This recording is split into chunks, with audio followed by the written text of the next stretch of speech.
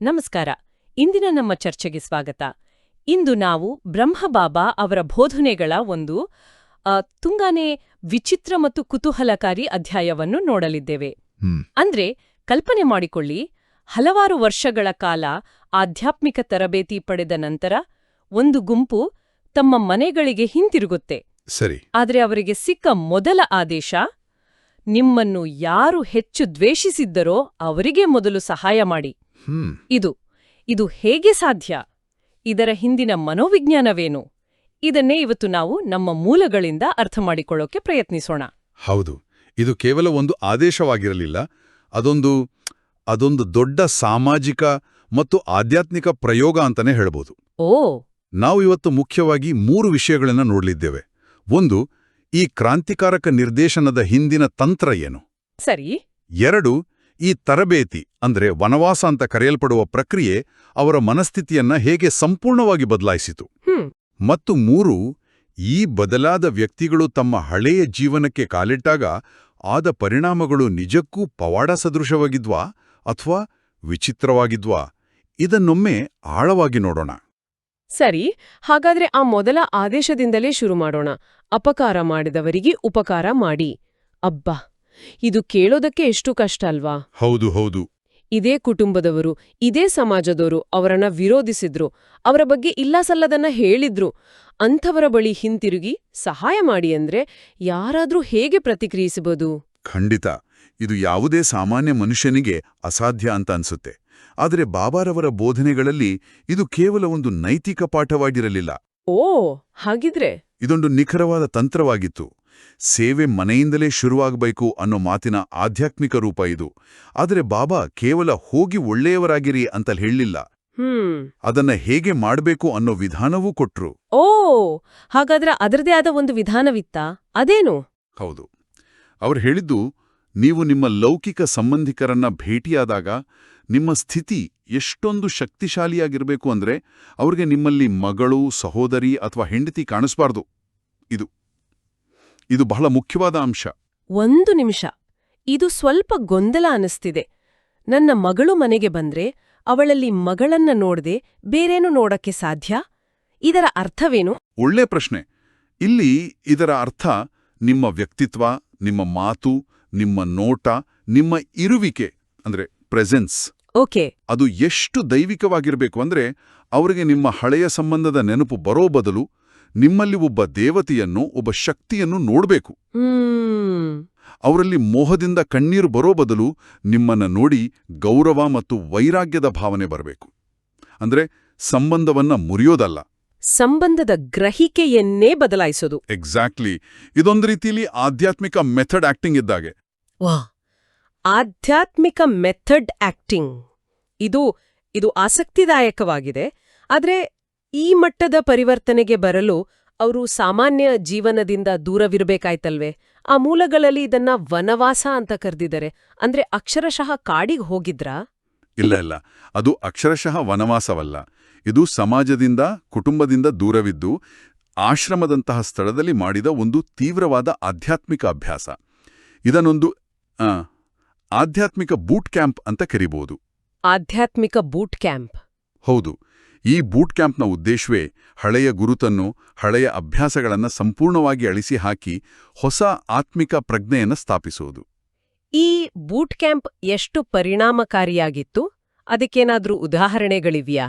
ಒಂದು ಅತ್ಯಂತ ತೀವ್ರವಾದ ಉದಾಹರಣೆ ಇದೆ. ಒಬ್ಬ ಸಹೋದರಿ ಈ ತರಬೇತಿಯ ನಂತರ ತಮ್ಮ ಲೌಕಿಕ ಮನೆಗೆ ಹಿಂತಿರುಗಿದಾಗ ಅವರಿಗೆ ತಮ್ಮ ಮನೆಯ ದಾರಿಯೇ ಮರ್ತೋಗಿತ್ತಂತೆ. ಏನು? ಸ್ವಂತ ಮನೆಯ ದಾರಿಯ ನೆನಪಿರ್ಲಿಲ್ವಾ? ಇದು ಕೇಳೋಕ್ ಸ್ವಲ್ಪ ಆತಂಕಕಾರಿಯಾಗಿದೆ. ಇದು ಸ್ಮರಣಶಕ್ತಿಯ ಸಮಸ್ಯೆಯಲ್ವೇ?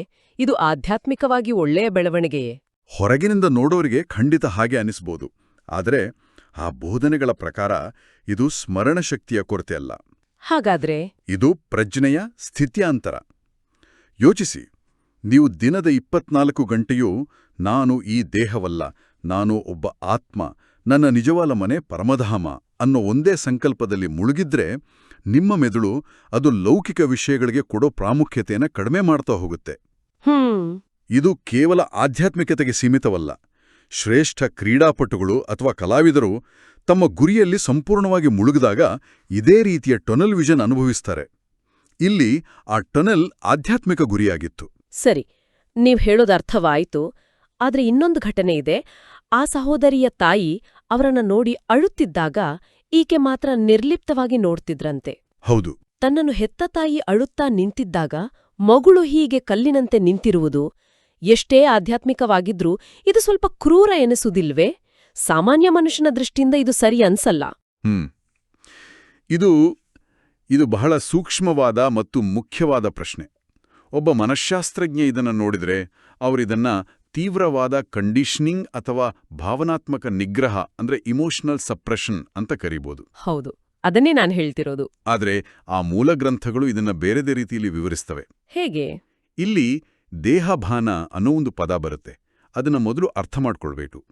ದೇಹಭಾನ ಅಂದ್ರೆ ನಾನು ಈ ದೇಹ, ನನ್ನ ಹೆಸರು, ನನ್ನ ಸಂಬಂಧಗಳೇ ನನ್ನ ಗುರುತು ಅಂತ ಬಲವಾಗಿ ನಂಬೋದು. ಉದಾಹರಣೆಗೆ, ನಾನು ಒಬ್ಬ ತಾಯಿ ಅನ್ನೋದು ದೇಹಭಾನ. ಓಕೆ. ಇದಕ್ಕೆ ವಿರುದ್ಧವಾದುದು ಆತ್ಮಿಕ ಪ್ರಜ್ಞೆ. ಅಂದ್ರೆ ನಾನೊಬ್ಬ ಆತ್ಮ, ಸದ್ಯಕ್ಕೆ ತಾಯಿಯ ಪಾತ್ರ ನಿರ್ವಹಿಸ್ತಿದ್ದೇನೆ ಎಂಬ ಅರಿವು. ಆ ಸಹೋದರಿಯ ಗುರಿ ತನ್ನ ತಾಯಿಯನ್ನ ಮೋಹದಿಂದ ಅಳುವ ದೇಹಭಾನದ ಸ್ಥಿತಿಯಿಂದ ಮೇಲೆತ್ತುವುದಾಗಿತ್ತು. ಅವರ ಆ ಶಾಂತ, ನಿರ್ಲಿಪ್ತ ನೋಟ ಒಂದು ಮೂಕ ಸಂದೇಶವಾಗಿತ್ತು. ಅಮ್ಮ, ನೀನು ಒಬ್ಬ ಆತ್ಮ, ನಾನು ಒಬ್ಬ ಆತ್ಮ. ಈ ದೇಹದ ಸಂಬಂಧ ಶಾಶ್ವತವಲ್ಲ, ಅಳಬೇಡ.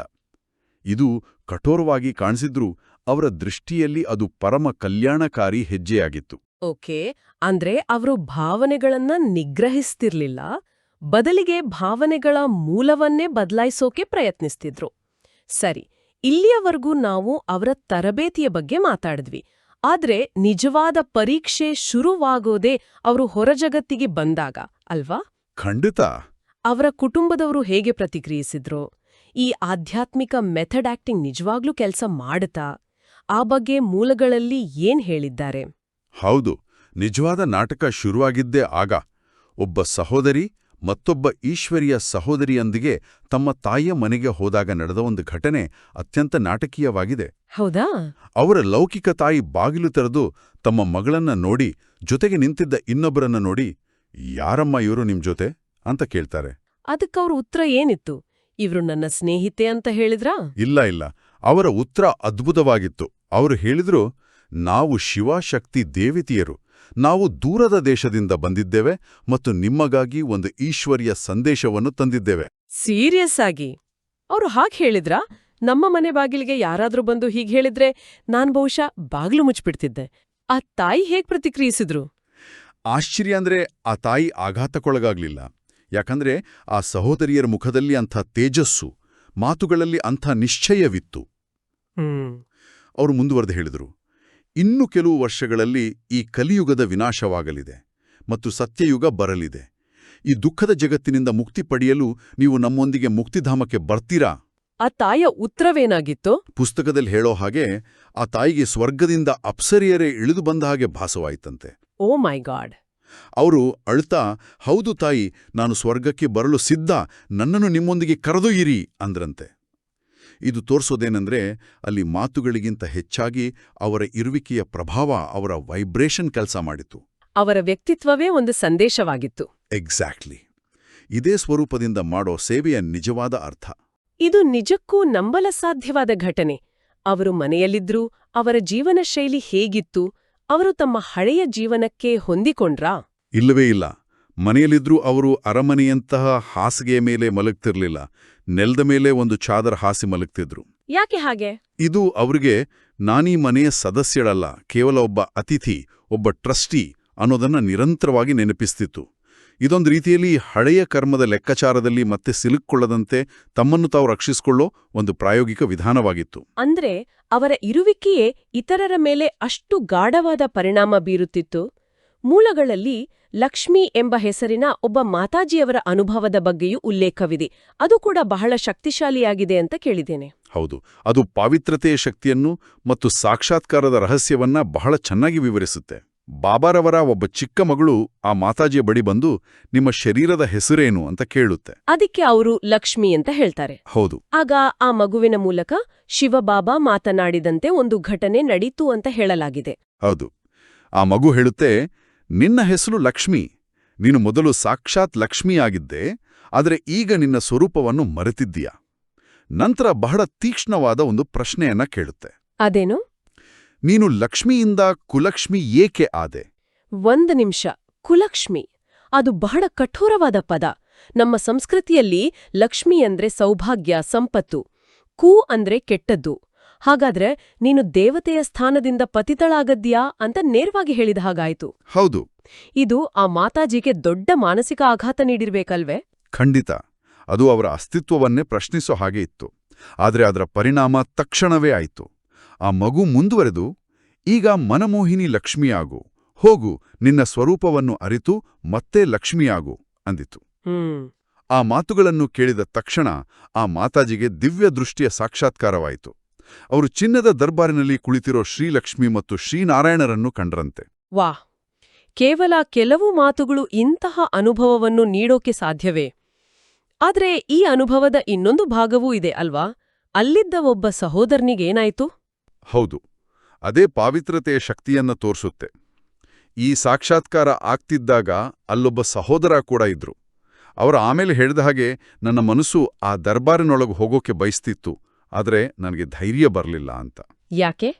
ಅವ್ರ ಮನಸ್ಸಿನಲ್ಲಿ ನಾನು ಅಜಾಮಿಳ, ನಾನು ವಿಕಾರಿ, ನಾನು ಅಪವಿತ್ರ, ಒಳಗೆ ಹೋಗೋಕೆ ನನಗೆ ಅರ್ಹತೆ ಇಲ್ಲ ಅನ್ನೋ ಸಂಕಲ್ಪ ಬಲವಾಗಿ ಮೂಡಿತಂತೆ. ಹೋ, ಓಕೆ.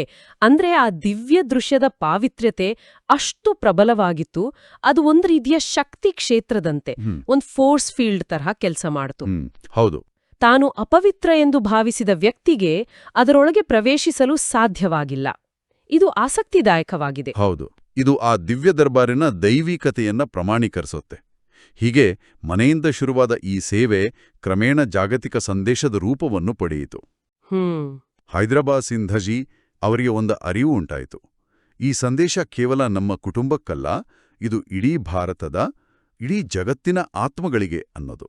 ಹಾಗಾದ್ರೆ ಈ ವೈಯಕ್ತಿಕ ಸೇವೆ ಸಾರ್ವಜನಿಕ ಸೇವೆಯಾಗಿ ಬದಲಾಯಿತು. ಆ ಸಂದೇಶ ಏನಿತ್ತು? ಅವರು ಜನರಿಗೆ ಏನ್ ಹೇಳ್ತಿದ್ರು? ಸಂದೇಶ ಬಹಳ ಸ್ಪಷ್ಟ ಮತ್ತು ನೇರವಾಗಿತ್ತು. ಇನ್ನು ಕೆಲವೇ ವರ್ಷಗಳಲ್ಲಿ ಈ ಕಲಿಯುಗದ ಮಹಾವಿನಾಶವಾಗಲಿದೆ. ಎಲ್ಲರೂ ಕುಂಭಕರ್ಣನ ನಿದ್ರೆಯಲ್ಲಿದ್ದಾರೆ. ನಾವು ಈಶ್ವರಿಯ ರಾಯಭಾರಿಗಳು. ಪರಮಾತ್ಮನು ನಮ್ಮನ್ನು ಕಳುಹಿಸಿದ್ದಾನೆ. ಆದ್ದರಿಂದ ಈಗ ವೈಕುಂಠಕ್ಕೆ ಹೋಗಲು ಸಿದ್ಧರಾಗಿ. ಆದ್ರೆ ನಿಲ್ಲಿ, ಜಗತ್ತಿನ ವಿನಾಶದ ಬಗ್ಗೆ ಮಾತಾಡೋರನ್ನ ಜನರು ಸಾಮಾನ್ಯವಾಗಿ ನಂಬಲ್ಲ. ಇಂದಿಗೂ ಇಂತಹ ಮಾತುಗಳನ್ನ ಕೇಳ್ತೀವಿ, ಆದ್ರೆ ಯಾರೂ ಅದನ್ನ ಗಂಭೀರವಾಗಿ ಪರಿಗಣಿಸಲ್ಲ. ಆಗಿನ ಕಾಲದಲ್ಲಿ ಜನರು ಇದನ್ನ ಹೇಗೆ ನಂಬುತ್ತಿದ್ರು? ವ್ಯತ್ಯಾಸ ಇರೋದು ಹೇಳೋವರಲ್ಲಿ. ಆ ಸಂದೇಶವು ತಮ್ಮ ಜೀವನವನ್ನೇ ತ್ಯಾಗ ಮಾಡಿದ, ತಪಸ್ಸು ಮಾಡಿದ, ಪವಿತ್ರರಾಗಿ ಬಾಳ್ತಿದ್ದ ದೇವತಾಸ್ವರೂಪಿ ಕನ್ಯೆಯರ ಮುಖದಿಂದ ಬಂದಾಗ ಅದಕ್ಕೊಂದು ಅಧಿಕಾರವಿರುತ್ತಿತ್ತು. ಖಂಡಿತ, ಅದಕ್ಕೊಂದು ಆಧ್ಯಾತ್ಮಿಕ ಅಧಿಕಾರವಿರುತ್ತಿತ್ತು. ಜನರು ಅವರ ಮಾತುಗಳಿಗಿಂತ ಹೆಚ್ಚಾಗಿ ಅವರ ಸ್ವರೂಪವನ್ನ, ಅವರ ಜೀವನವನ್ನ ನೋಡಿ ನಂಬುತ್ತಿದ್ದರು. ಅವರ ತ್ಯಾಗವೇ ಅವರ ಮಾತುಗಳಿಗೆ ಸಾಕ್ಷಿಯಾಗಿತ್ತು. ಸರಿ, ಹಾಗಾದ್ರೆ ಈ ಎಲ್ಲಾ ಘಟನೆಗಳಿಂದ ನಾನರ್ಥ ಮಾಡ್ಕೊಂಡಿದ್ದೇನಂದ್ರೆ, ಈ ಬೋಧನೆಗಳ ಪ್ರಕಾರ ಕೇವಲ ಜ್ಞಾನವನ್ನ ಕೇಳೋದು ಅಥವಾ ಹೇಳೋದು ಮುಖ್ಯವಲ್ಲ. ನಿಜವಾದ ಸೇವೆ ಅಥವಾ ಪರಿವರ್ತನೆ ಅಂದ್ರೆ ಆ ಜ್ಞಾನವನ್ನ ನಮ್ಮ ನಡವಳಿಕೆಯಲ್ಲಿ, ನಮ್ಮ ವ್ಯಕ್ತಿತ್ವದಲ್ಲಿ, ನಮ್ಮ ಇರುವಿಕೆಯಲ್ಲಿ ತರೋದು. ಮಾತಿಗಿಂತ ಕೃತಿ ಲೇಸು ಅನ್ನೋ ಮಾತಿನ ಅಂತಿಮ ರೂಪ ಇದು. ಖಂಡಿತವಾಗಿಯೂ. ಮತ್ತು ಇದು ನಮ್ಮನ್ನ ಇಂದಿನ ಅಂತಿಮ ಚಿಂತನೆಗೆ ಕೊಂಡೊಯ್ಯುತ್ತೆ. ಈ ಘಟನೆಗಳು ಕೆಲವು ದೊಡ್ಡ ಪ್ರಶ್ನೆಗಳನ್ನು ಹುಟ್ಟುಹಾಕುತ್ತವೆ. ಹೌದು. ಆಳವಾದ ಆಧ್ಯಾತ್ಮಿಕ ಪರಿವರ್ತನೆಗೆ ಯಾವಾಗಲೂ ಲೌಕಿಕ ಸಂಬಂಧಗಳಿಂದ ಮತ್ತು ಸಾಮಾಜಿಕ ಜೀವನದಿಂದ ಸಂಪೂರ್ಣವಾಗಿ ದೂರ ಸರಿಯುವ ಅಗತ್ಯವಿದೆಯಾ? ಒಳ್ಳೆ ಪ್ರಶ್ನೆ. ಮತ್ತು ಇಂದಿನ ನಮ್ಮ ಜಗತ್ತಿನಲ್ಲಿ ನಾವು ವರ್ಕ್ ಲೈಫ್ ಬ್ಯಾಲೆನ್ಸ್ ಬಗ್ಗೆ ಮಾತಾಡುವಾಗ ಆಧ್ಯಾತ್ಮಿಕತೆ ಮತ್ತು ಕುಟುಂಬದ ನಡುವಿನ ಸಂತುಲನವನ್ನು ಹೇಗೆ ಸಾಧಿಸಬಹುದು? ಬಹುಶಃ ಯಾವುದೇ ಜ್ಞಾನದ ನಿಜವಾದ ಪರೀಕ್ಷೆಯೂ ಅದು ಮೊದಲು ನಿಮ್ಮ ಆಪ್ತರನ್ನು, ನಿಮ್ಮ ಅತಿದೊಡ್ಡ ವಿಮರ್ಶಕರನ್ನು ಎಷ್ಟು ಪರಿವರ್ತಿಸಬಲ್ಲದು ಅನ್ನೋದ್ರಲ್ಲಿದೆಯೇ? ಇದು ಆಲೋಚಿಸಬೇಕಾದ ವಿಷಯ.